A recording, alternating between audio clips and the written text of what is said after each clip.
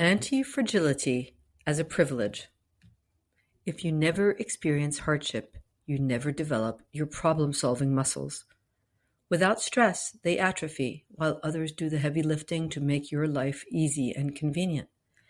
The clearest example I've seen was the story of a billionaire in Costa Rica.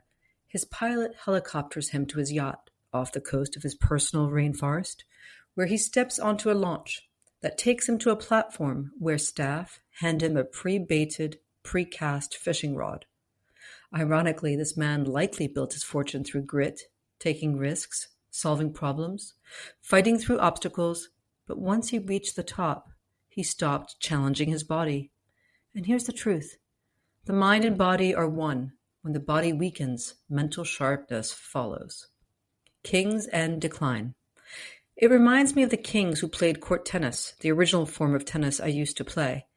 Kings and nobility played this game before it became the popular game we know now. And back then, the king had staff to serve for him because it was deemed beneath him to put the ball in play.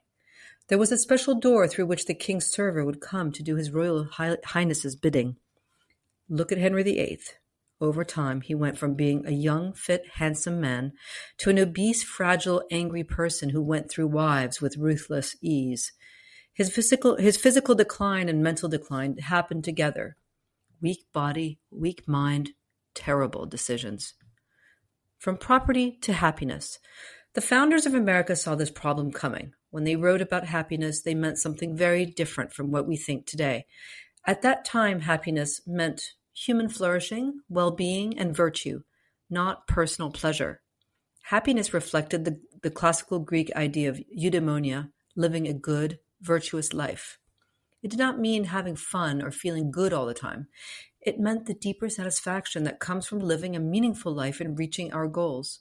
So when John Locke wrote that people have natural rights to life, liberty, and property, Jefferson changed property to pursuit of happiness.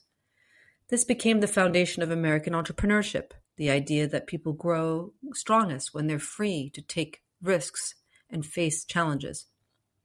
Pressure as a privilege. This historical meaning of happiness connects to what we see in sports and life today. Billie Jean King said that pressure is a privilege. Pressure motivates us to build muscle in sports, in leadership, in life. The pursuit of happiness isn't about comfort. It's about doing the hard thing, getting up early, delaying gratification, choosing service over selfishness, discipline over indulgence. This is exactly what tripped up Henry VIII and threatens our Costa Rican billionaire. Success can remove the very challenges that built their strength. B.J. Fogg's behavior model, MAP, motivation, ability, prompt, sheds light here. If you have wealth, your motivation naturally drops. That's why wealthy families invent hardships for their children. Strict boarding schools, summer jobs, delayed inheritance. Without friction, privilege decays into fragility. Smart parents know struggle is the gift that keeps strength alive. I saw this principle in action recently on a walk along Newport's coast, where nature provided the perfect example of anti-fragility, a term coined by philosopher and author Nassim Nicholas Taleb. Anti-fragility in action. Taleb's concept is powerful, often referenced by my karate sensei. Fragile things such as glass break under stress. Robust things such as rocks don't break under stress but remain unchanged. Anti-fragile things grow from stress like muscles, evolution, entrepreneurship. A lone pine tree was forcing its way out between boulders, battered by salt, wind, and storms. Yet it stood green and healthy. It hadn't merely survived despite harsh conditions. It had grown strong because of them. The real privilege.